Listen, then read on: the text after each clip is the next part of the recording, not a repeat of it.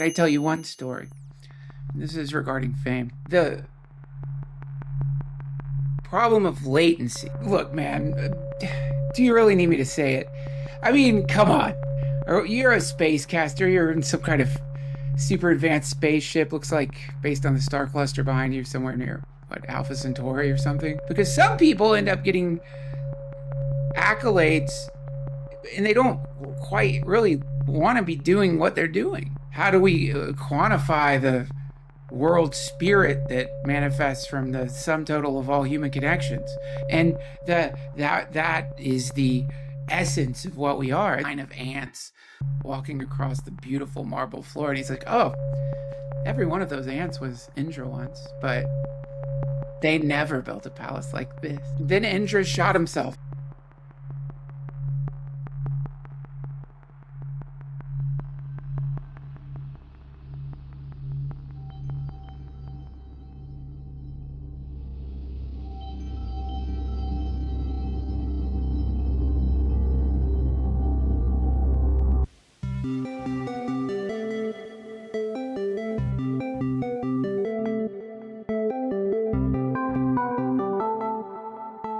Congrats, you bet on the generals. 6 divorced dads will shave all of their body hair and blind themselves with bleach. The one that tunnels out of the ground will be crowned the Molt. Oh, there's a new season of the Mole. Cool. Thank you for tuning into Primetime, the #1 spacecast in the galaxy and the last bastion of comedians against public education. Nona, turn that off. I don't want to hear that hack. Monday. No, whatever. Tune in next week for my interview with Mr. Yeast. Mr. Yeast?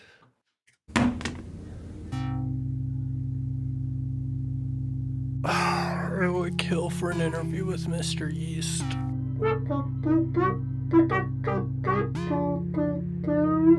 Do you know how many bread starters that man has made the poor people of Glexapon fight over?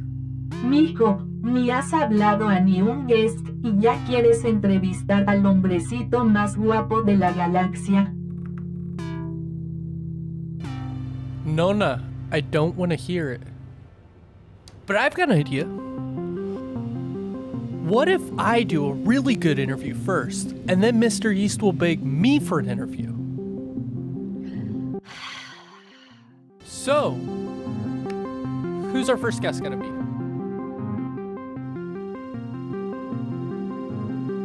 Come on. There's gotta be someone cool and interesting that I can interview real quick. Let's see.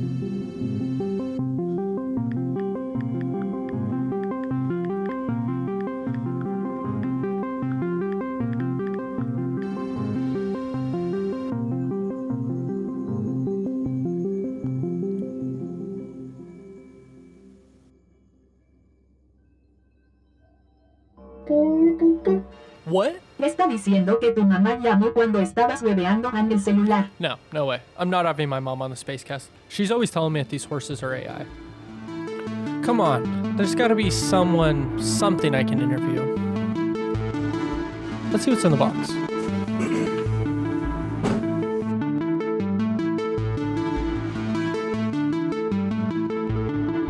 All right, let's see here. So we've got the activator from the substance. I could take that and then interview the version of myself that comes out, but honestly, that sounds like an editing nightmare, so let's toss that. Okay, this is pretty cool. This is my my Barney Glock. Very helpful for keeping us safe, but not really someone I can interview, so I guess we'll toss it. You are absolutely adorable, but unfortunately you do have a bit of a drinking problem. So we'll just set you back down here in the box. Oh! Book of Spells and Incantations.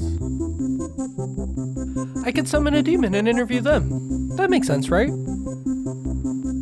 Duncan Tuncansus Trucellus, Tuncansus Trucellus, Tuncansus Trucellus, supra latina mina pinta portola soy boela. Tuncansus Trucellus, Tuncansus Trucellus, Tuncansus Trucellus, supra latina mina pinta portola soy boela croy ligma sigma enigma drizzy like Millie Bobby Thornton. Tuncansus Trucellus, Tuncansus Trucellus, Tuncansus Trucellus.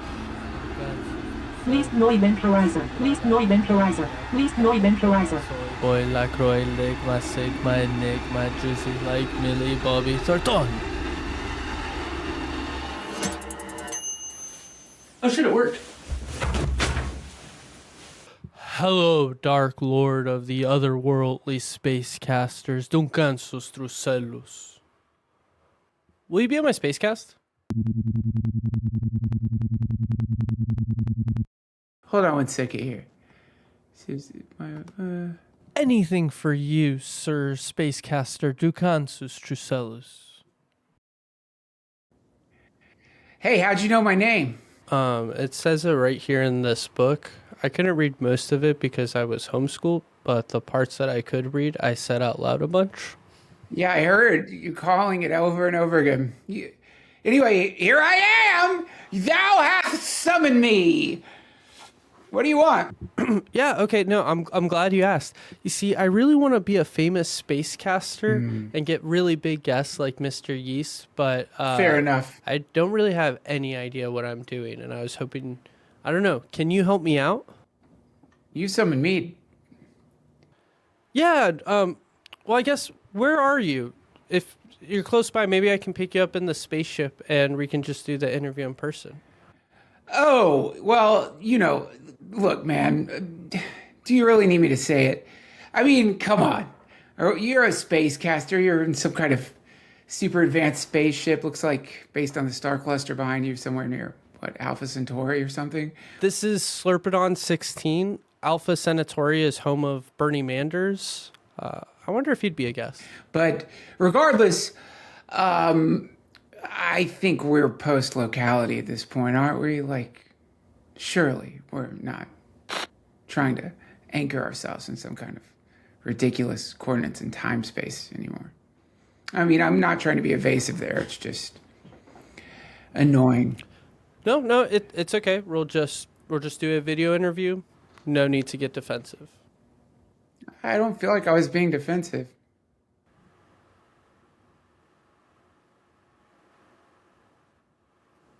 So what's the deal with space casting? Are you like the spawner of Spacecast? Is that what it is? Is that what you do? Do you spawn a lot? Well, I mean, you have to understand, this entire thing out here is fucked. It's not like it used to be. Nobody knows what's going on right now. The whole damn system is collapsing, reforming, reconfiguring, collapsing, and it's seemingly doing that like every millisecond with long infinite pauses in between that our most sentient brains don't process. So like every second for most people is, I don't know, a gazillion years or something. I tried to calculate it. So when you say spawn, it's like, yes, the answer is we're constantly spawning. We have to keep up. But the in-between spaces, whatever you want to call it, the temporal bardo, like blank spaces, we're spawning there too.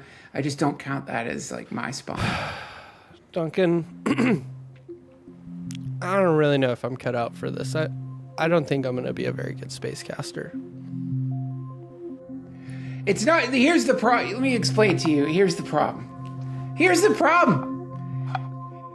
You watch podcasts. Spacecast. You watch YouTube. SpaceTube. You see a million different podcasts, don't you? Spacecast. You see perfectly crafted thumbnails. You see titles generated by AI to grab the fucking algorithm. You see, I've been doing this for a while. When I started podcasting, we didn't have to worry about any of that shit. There was no sense that fame was one of the outcomes of podcasting. We didn't think that. No, it was some kind of like tech nerdy thing to do to get people to come over to your house. You make dinner, turn on your MacBook microphone, record a conversation. Nobody knew what a podcast was. And there was no reason for it. The problem here, I think, if I had to do an analysis, is you've got a reason. And because you have a reason, you're trying to fit into some kind of niche, or you know what I mean? Like, it's completely reasonable, by the way, to want all those things. You wouldn't want to have success.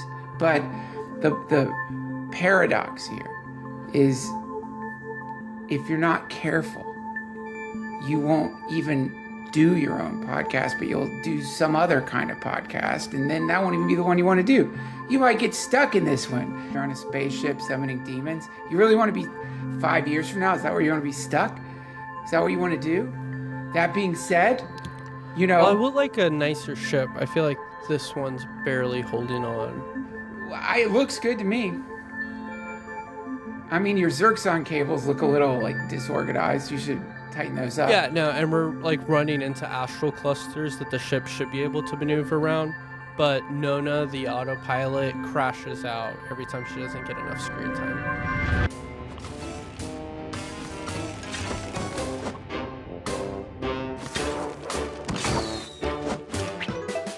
Oh, no. Well, tighten up those cables and maybe you'll have better luck with the clusters. You like, it seems so innocuous, you know, just a couple of dangling cables, but fuck, dude. They will wreck you when it comes to astral clusters, which are really hard to navigate, just for an AI. Yeah, oh, maybe that'll do it. You're right, good point. And, like, those dangly cables, I guess, are kind of like the dangly cables of wanting fame, right? Totally. It's like, I think it's okay to want people's attention. I think that makes sense. It's very human. Sure. Or, like, to feel like you have something to say. I think that also makes sense. But then when you have it all as this disorganized mess of cables, it's probably going to run into some astral clusters, right? Listen, man, the pursuit of fame makes a lot of sense. People are lonely. People, you know, it's the same reason you want any other thing. I mean, like, these are things that are sort of like anomalous. You want to experience it. I would love to be telekinetic. I'd love to be able to lift things with my mind. I'd love to have access to, like, high-level government UAP data. I would, all the things, you know. We're curious beings, and so you would love to know what's that like. I don't think there's any shame in having that desire. I think it gets looked down upon by unreasonable people who really should just be worrying about themselves. So I don't think there's anything wrong with that. But if you sort of look at the, I don't know, end result of everyone knowing you, it seems like most people just realize they're exactly where they were when they started. It's sort of an illusion. You know, you're basically saying, I want to be a screen upon which people I don't know project a conceptualization of me that isn't true. It's like a little incarnational bauble you can sit and stare at and you know, fixate on and sort of like glue yourself to, and then you get all sucked into that identity. And you know, but it's fun. It's just nothing really other than like some kind of bullshit ego inflation. You'll go crazy for a year or two, but I say go for it. I mean, why not? Right. I mean, like, so I have this arch nemesis, Lucky Prime. It's like the perfect, already famous version of me out there, just crushing it and doing fucking Mr. Yeast interviews. And, like, I don't know. Sometimes it just pisses me off because it's like, okay, well, I don't really know the trials and tribulations it took that version of me to get there, to that place that I want to be. But instead, I'm just stuck, like, wanting this fame and not having it and still feeling like, I don't know, I guess trapped. It's a little bit like wanting enlightenment. You know, it's some kind of Western capitalist version of enlightenment, I guess. Well, that's like the evil version of enlightenment. Well, yeah, but I think that the reality of human incarnation is that these days, of course, is that we're constantly shown these examples of these anomalous humans. That the algorithm is always serving you up some famous person or another, maybe someone who's like, maybe Led Zeppelin, like Jesus Christ, that must have been fun. I watched them and just think, God, if like this really is a simulation and you could just sort of like pick which incarnations you want, that's got to be one everyone's in line to be like Led Zeppelin. And so because of this constant parade of these people, you start equating that with a life well lived or something like that, and then that's when the desire comes in. I want that. I want to experience that. It doesn't matter that many of these people die horrific deaths or end up vegetables or end up like on weird fucking Epstein lists or like just sucked into kind of a narcissistic black hole that they can never get out of.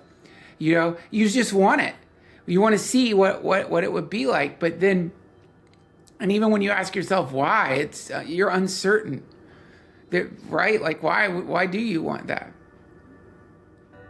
Yeah. No, like I have no idea. I think there's like a small level of like self-hatred that really like it should be self-love, but there's like this challenge of like me against the world around me, because it feels like everything's telling me that like I can't really accomplish these dreams that I want. But I guess like I just want to be in the eye of the storm to confirm it. Like it's like in Twin Peaks, like it's the Black Lodge. And I need to see what spirits lie behind the red curtain. I want to see if they'll, Oh, you want to, yeah, right, like some kind know. of secret society thing or something like that. Mm-hmm.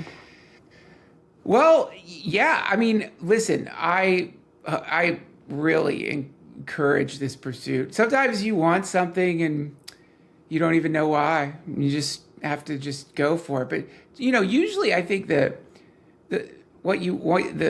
best possible outcome is that whatever the thing is that you become renowned for, you love doing that thing.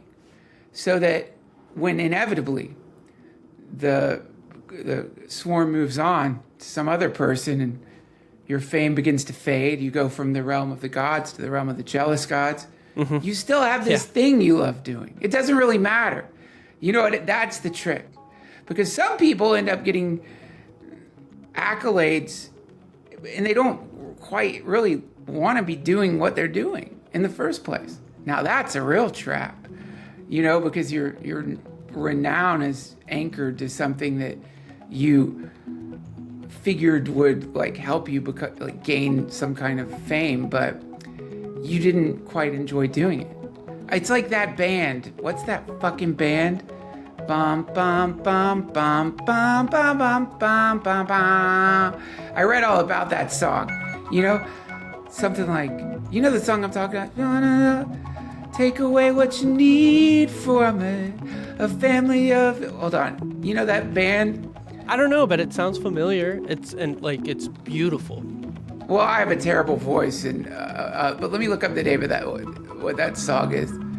Take away what you need. It's a really seemingly poignant song.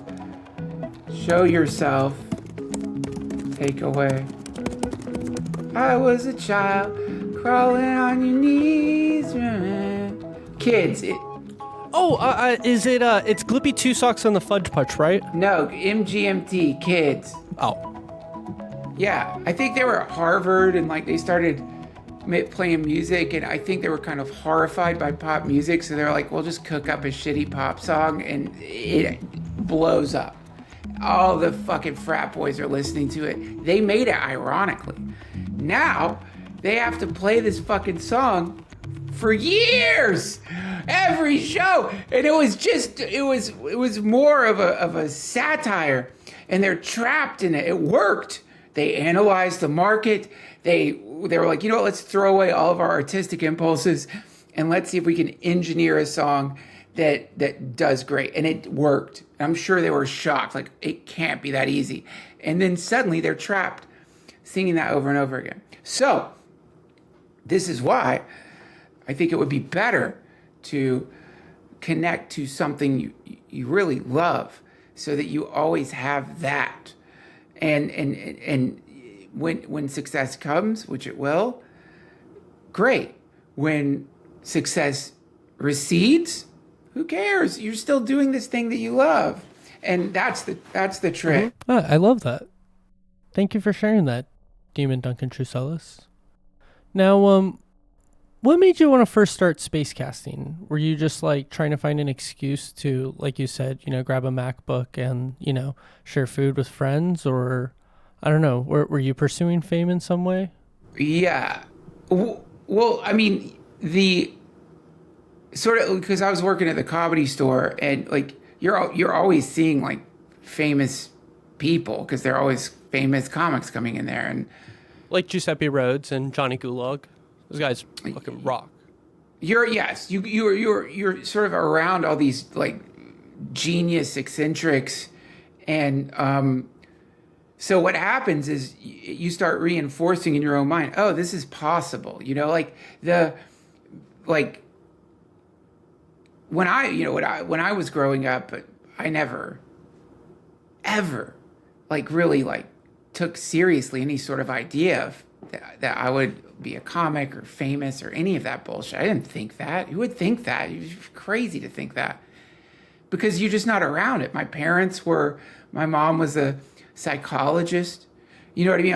I'm not around like people who are like absorbed in art, or in my world, the idea of making any kind of money from creativity was ridiculous. Like, that's something other people do. That doesn't happen. That's a silly dream. No one even said that to me. It wasn't like somebody's like, give up. But it wasn't. I wasn't even. Yeah, like you ain't got the chops, kid. I wasn't even far enough along for someone to even say that, because I never would have thought that. But I was a drama nerd. I did like acting and stuff, and I thought I liked the rush of it, I guess. But being I think something about being around people who have actualized the possibility of like making a career out of art, it sort of opens up the possibility in a way. Maybe it doesn't get opened up if you're not around it in person, but then it wasn't like, even though of course I think you'd just be a wretched liar to say like, no, I never wanted to be famous. Shut up. Oh, really? You never wanted that? Oh, really? Okay, sure. You're just a pure soul, aren't you? Just a pure soul of light that only wants to create for the world with nothing in return. Right, like bullshit. So you're not making Buddhist monk sand art and then blowing it away at the end of the day. No way. Right. No. Blowing it away. And they all look the same. No one knows who the fuck they are. They don't sign that shit. So awesome. It's awesome. But also, I got lucky because my friend Emil was like, a lo-fi kid who was like in a culture, sort of the Gen X culture of complete disgust with the corporatocracy, and just a sense of like that being a sand trap or something, and just this idea of just making things to make things with what you have around you, and just make stuff. Don't worry about anything else. Making things. It's fun. It feels so alive, when you're in the process of making something. And so I was lucky because I got to be around someone who's super talented, but also had that sort of idea of like art, for him making music. And so the whole thing seemed like a kind of joke to me. You know what I mean? Not because it was comedy, but just because it's like, I mean, I spent 4 years in college like having like these deep existential conversations with him about Camus and, like Dostoevsky and Sartre, and like, we were really like, it was a beautiful time. He's the first person who like really told me about Buddhism in a way no one else ever did. And so by the time you get to LA, which was the idea was this is going to be fun. This will be fun. And then I'm going to grad school. I wasn't really thinking in those terms, man. Though the whole thing seemed just ridiculous and silly. And so, but then when like Rogan started taking me on the road, and then suddenly it's like, oh my God, I could do this. Like there's a way to not have a boss and be a creative person in the world and actually like make money doing that, like somehow exist within capitalism. It's almost like a malfunction of capitalism or something, And so that is enticing. To me, that's like the funny part of it, because I mean, being around Emil and other people that are just pursuing things for the love of pursuing, it really reframes the whole "what are we even doing on this planet" question. Yeah. I mean, it's like the way that birds sing. That's like why Emil sings. Yeah. It doesn't have anything to do with like attracting a mate or getting resources or building a nest. It's just like built into his biology. It's who he is. He needs to create, and like he has to. It's always inspired to be around people like that. Fucking has to. I watched him. He would just disappear into his fucking dorm room to make songs. Like he could not. And yeah, that finding that. And I think like people have a delusion where they think I need to be born with that. Like I need to be born with it. Right, but like being you are drawn right? towards this or that. I think we all are. I really do. And I think once you experience this sort of pure, no matter what it is you're making, but once you get sucked into that and feel the temporal distortion that goes along with it, and the fever that overcomes you, and the sense of like something coming through you into the world, even if what you're making is ridiculous, it's very hard to put that down. It's very hard to forget about that. But I think also some people that feeling scares them, and so they don't want to fuck with it anymore because they you lose yourself in it. But right, because the dominant system right now of capitalism is just like diametrically opposed to that. There you go. It wants you to submit and exist within the system and serve it. Demands that you turn a profit, but like art is too free to serve anyone, right? There you go. It's the the problem of quantification as a metric for success. Right. Whereas like it's the unquantifiable experience that you can sort of sloppily mumble about when you're high or something. That is the paycheck. But because of the world we live in, the reason you can only mumble about these experiences is because they're unquantifiable and thus unmarketable. You can't really make money. You can't make money from it, and so because you can't make money from it, it becomes it lays on the outskirts of the lexicon as a phantom potential word that no one's even going to agree on it, because why? This is the, I think that the problem right now is it's an infection that gets into you, where you post something online and now you're looking for something, right? You want this surrogate universal love via the quantification of how many people are looking or commenting on whatever you made. Now the next time you make something, it's poisoned a little bit because you're considering, okay, people like that one, so maybe I should make something like this, even though that's not even what you want to make. And right, but you're thinking, well, I've got to be realistic. This is my job now, and that's the road to hell. Yeah, no, I was just gonna say, sorry, no, go ahead.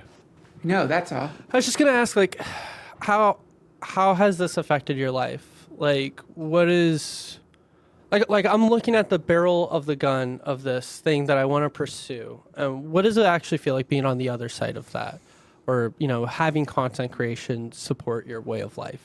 Yeah, it's I don't like how serious it feels sometimes, like I don't like that sense of like it feels antithetical to the initial impulse that suddenly it's your job or something like that. So I have to sort of compartmentalize all of the very real earth realm realities surrounding my job. I let them exist. I mean, they're going to come into my head and stuff, but it sure doesn't seem to get my ass in the seat to start making stuff. Like, the fear doesn't really drive me to make things, and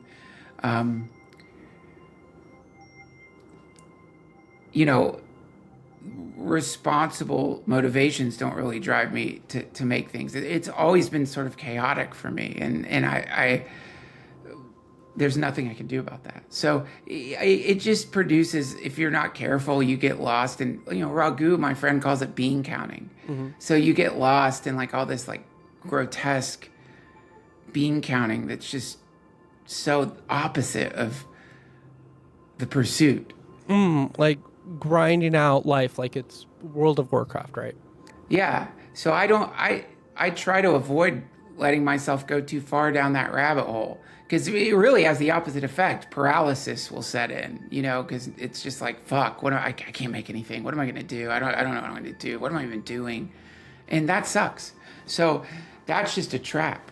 So all I'm saying is, the experiment, like right now you're wanting to build the desire for fame is like wanting to have, like, you're thinking about the third floor of your house when you should be working on the foundation. But like, can I build a foundation if I don't even really know where I'm going with it?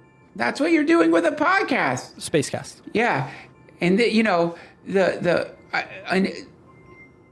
you did summon me, and I must remind you what's written on the entrance to hell.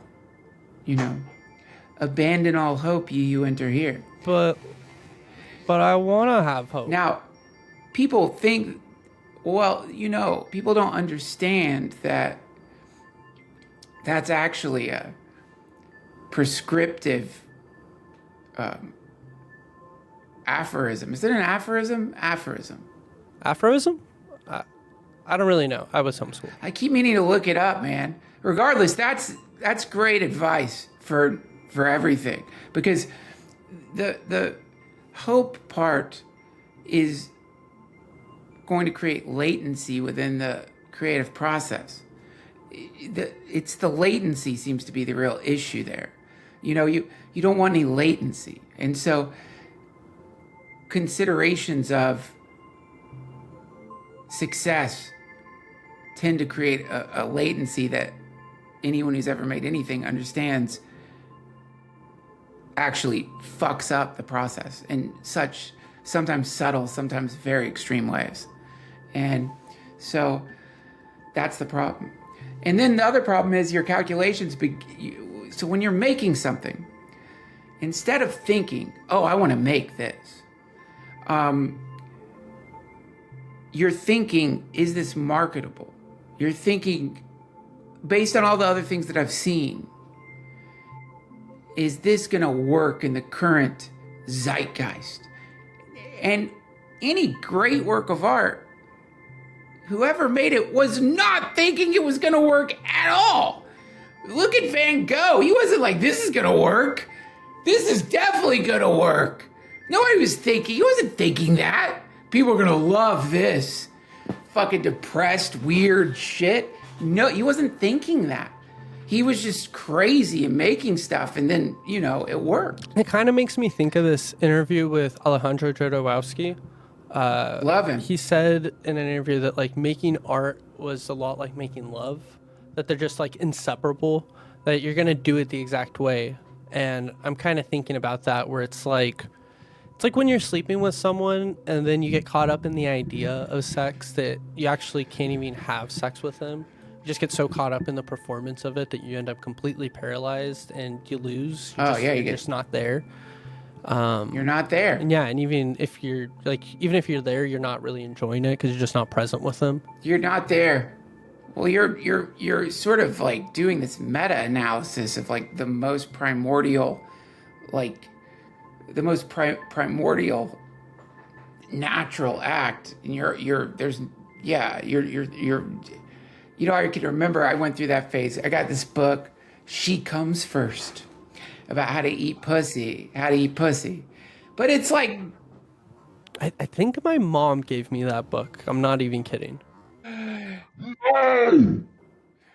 it's like my mom gave me a big box of condoms once. It's like, what the fuck, Mom? Every time I'm putting a fucking condom on, I don't want to think of you.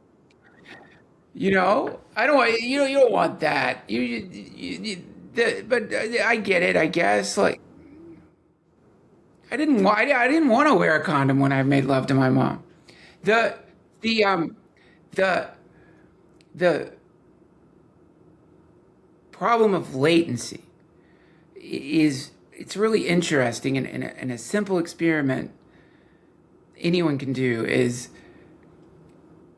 get some latency between what you say into a microphone and what goes into your headphones, and look at what it does to your ability to talk. They actually have some new creepy ass sonic weapon that they can record a speaker's voice, shoot the speaker's voice back at the speaker with a little bit of latency. So they're hearing an echo of their own voice, and it fucks up their ability to talk. And so it like, basically, if there was someone giving some talk, you could just beam this shit at them, and they start stuttering. Latency. And so, yeah, and that like happens with stand-up, with like the microphone setup is slightly off, and it just completely ruins the show. well, yeah. Or I'm on stage, and I'm thinking, oh fuck, I'm on stage. What the fuck is this? Why am I up here? What am I doing? Instead of being purely in the moment, I'm considering the existential reality of what I'm doing. Latency. Now I can't be in the moment, not with the audience anymore. Any great conversation. The moment you're in a good conversation and you're thinking about getting your point in, the other person feels that right away. It's like, what the fuck? So, latency, that's the problem. And all considerations outside of this thing that you're making will diminish whatever it is that you're making. Sometimes just by a little, sometimes by an extreme amount. It's really fascinating, because this is the curse of capitalism. This is the the dark ages that we exist in, is that you need to eat. You've got to feed your kids. You got to pay your mortgage or your rent. And so this is real. And yet, all of these things, to me, are antithetical to the creative process. That's my own opinion. Right. Everyone sees things differently, but No, I agree with that, because like at this point, I'm sick of the fetishization of the broke artist, like the starving artist. That you need to need resources to be able to create good art. I don't know. I feel like it's pretty hard to make really good art if I can't feed myself. I mean, maybe that's just absolutely. Yeah. You need to food and shelter and all those things. It's just finding a way to separate one from the other is the trick. And that's the trap. That's the trap. I mean, this is why everything's so derivative now, is because people are trying to understand what the algorithm wants and then give the algorithm what it wants instead of making what they want to make. And so I have no doubt that there's terabytes of incredible podcasts out there that no one's ever going to hear about, just because the person making them is like, I don't give a fuck. I'm just going to make this podcast. And I know nothing's ever going to happen. And those are going to be good podcasts. Those are going to be good, beautiful, incredible conversations. But we'll never see them because they're buried under an avalanche of other content. It's just, this is the way it is, which is why I would say abandon all hopes of fruition, give up any sense of it going anywhere, and then just do it from that place and see what happens. Yeah, I mean, the reason I'm doing this is because I just freaking love chilling on my spaceship. There you go.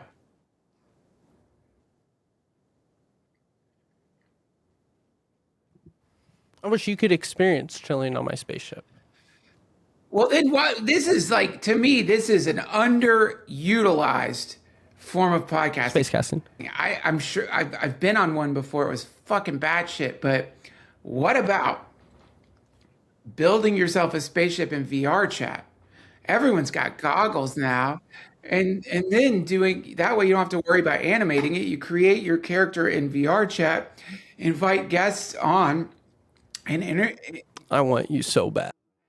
what No, dude, I want you so bad. Yeah.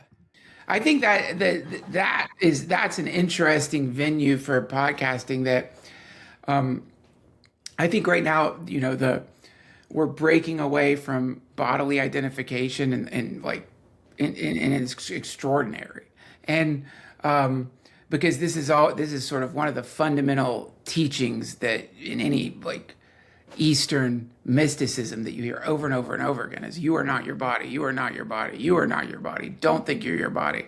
And what's happening is technologically or medically, people are really altering themselves in amazing ways. And this is, some sort of modern version of that epiphanous realization that this thing that we identify as, it's not really us. It's easy to think it's you because it's very hard to change this thing. You could shave your head, you could wear different clothes, but put on some makeup. With augmented reality and virtual reality, and probably the gene editing tech that is around the corner. Holy fuck, man. There's a kind of, we're going to liberate ourselves from all that goes along with having a body.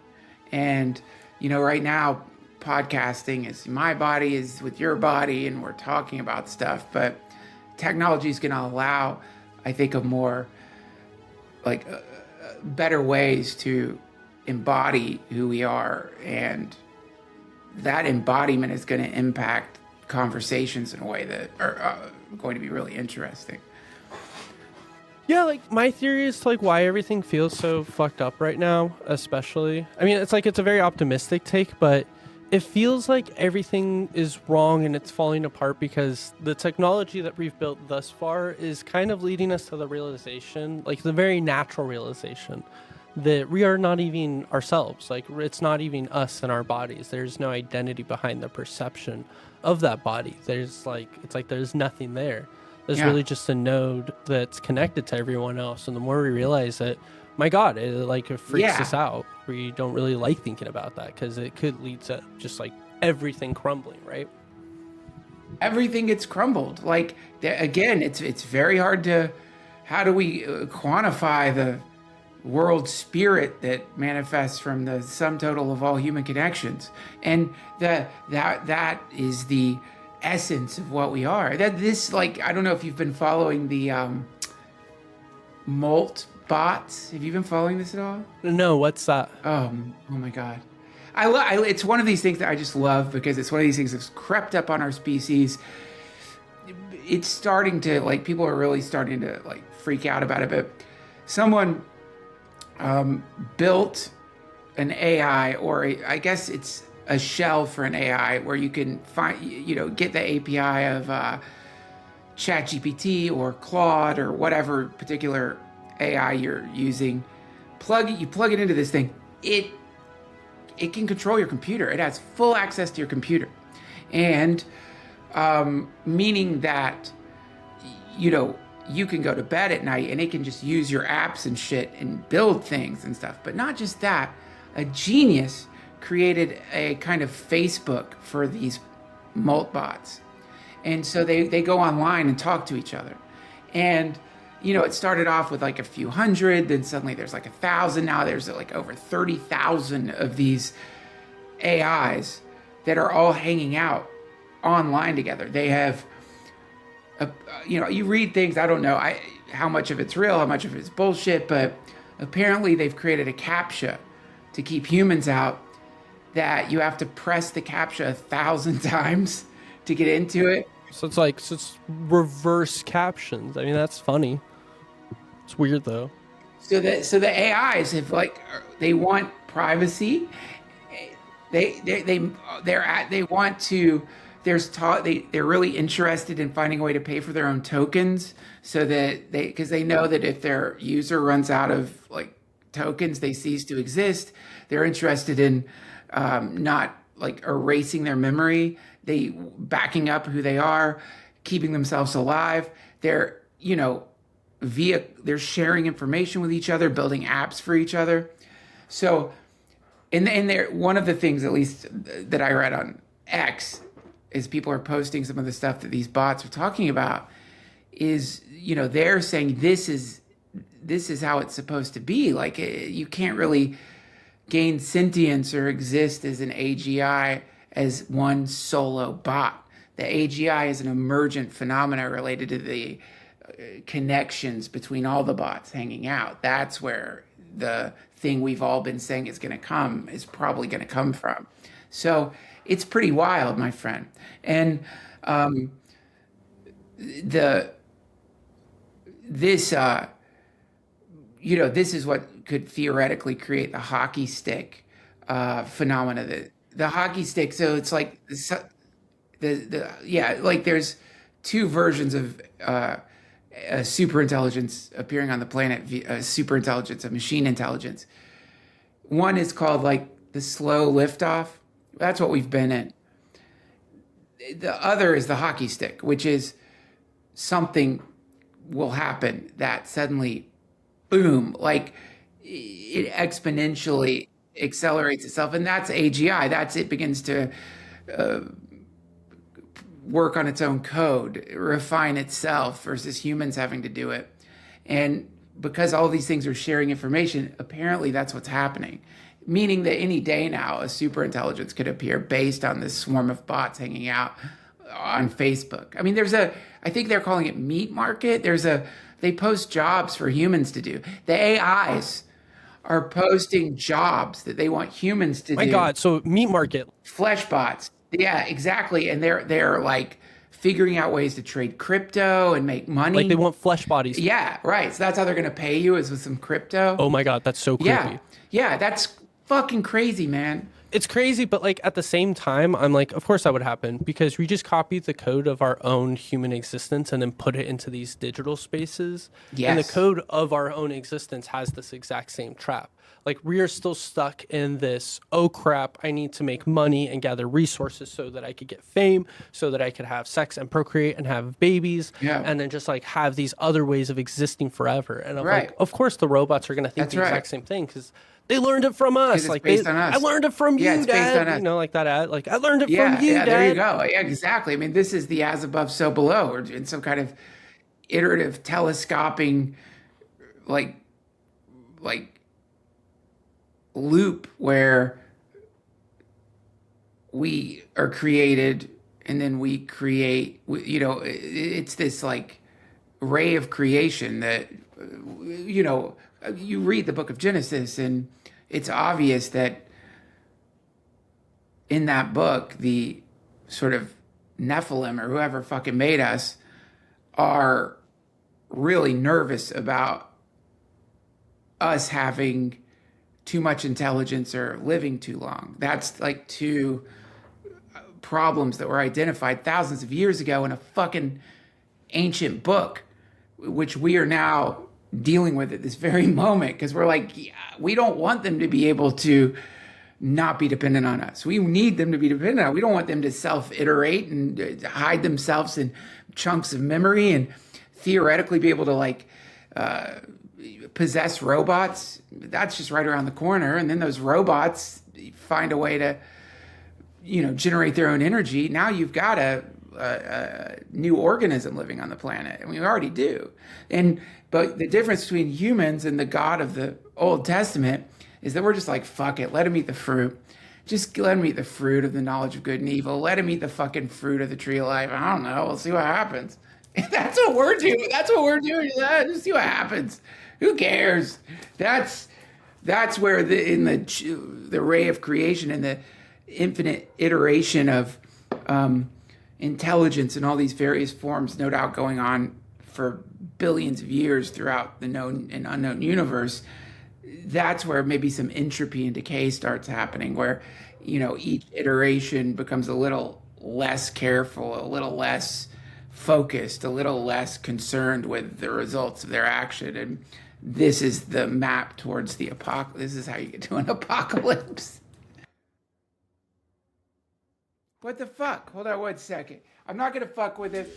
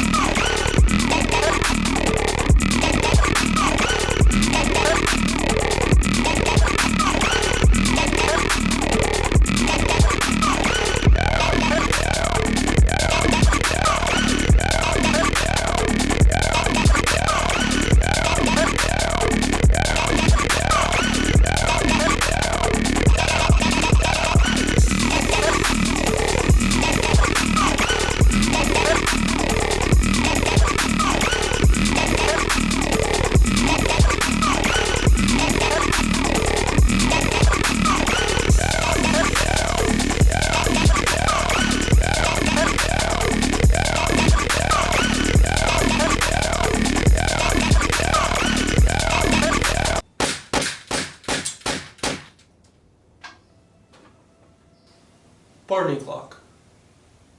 Get one now.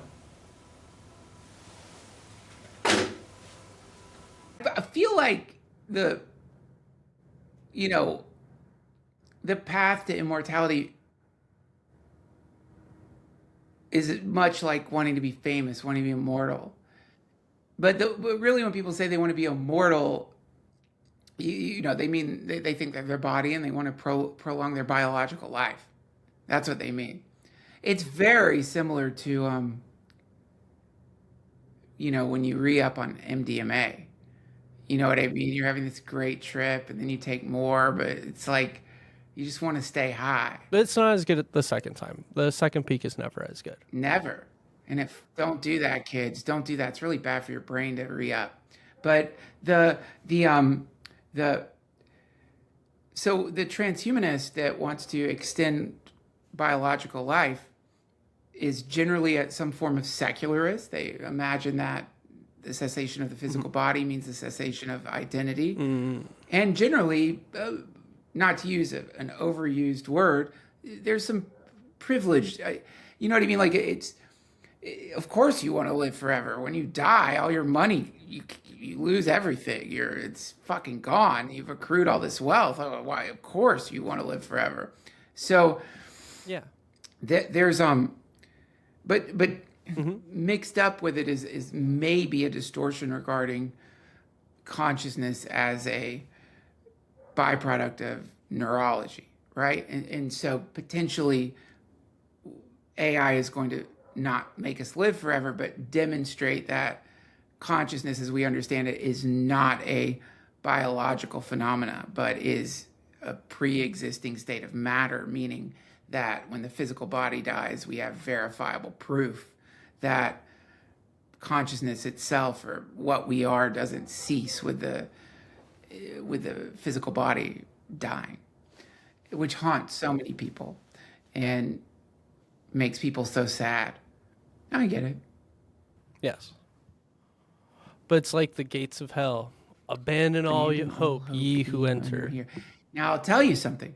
I had something else I wanted to write there. But... Well, what did you pitch in that board meeting?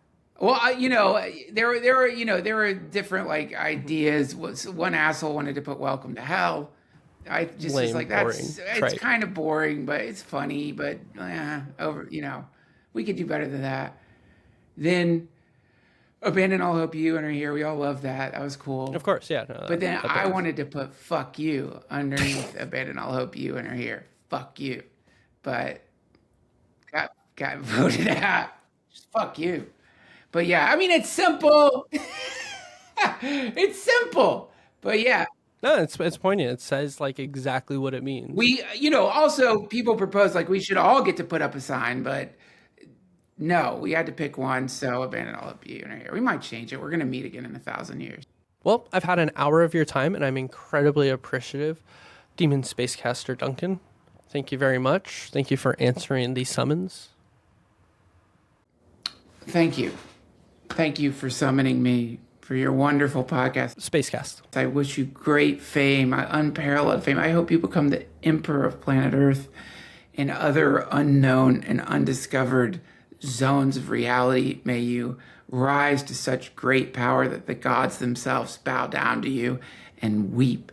But, can we wrap it up? Can I tell you one story? And this is regarding fame and the pursuit of fame. So Indra, the king of the gods, Indra, he builds a palace and spends thousands of years building it. And this is this just insane celestial Dark Souls level, like mega fucking palace. It is so incredible that all the gods are coming to check out Indra's palace. It's like, have you heard about this insane palace? We have to go look. And Indra is very, very proud. And so then Vishnu shows up. Vishnu is, when things get out of balance, Vishnu is the force that appears to rebalance things. And Indra is very proud, showing him around this insane celestial palace. And Vishnu smiles and says, wow, this is the most incredible palace that any of the Indras ever made. And Indra... And Indra goes like, wait, what? What do you mean any of the Indras? And Vishnu points to the floor. There's a line of ants walking across the beautiful marble floor. And he's like, oh, every one of those ants was Indra once, but they never built a palace like this.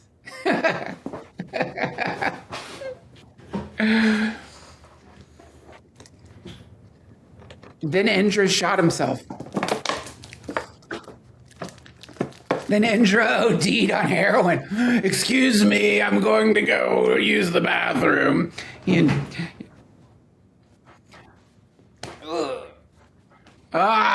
Crisis. Fucking got him. They got him. Well, it's nice chatting with you. Good luck on your spaceship. That, folks, was Duncan Trussell, the nicest demon I've ever met in the galaxy. You can find links to his spacecast right here. And I'd just like to say thank you so much for watching all the way to the end of this video. It means a lot to me. I put a lot of hard work into this, and if you could please, like, subscribe, and all that bullshit, that'd be super nice. Now, please stay tuned for a preview of the next episode. Oh, look, it's the wise guy that bet all of his credits on the generals. You really thought they'd beat the Globetrotters, huh? So, are you gonna cough up those tasty credits?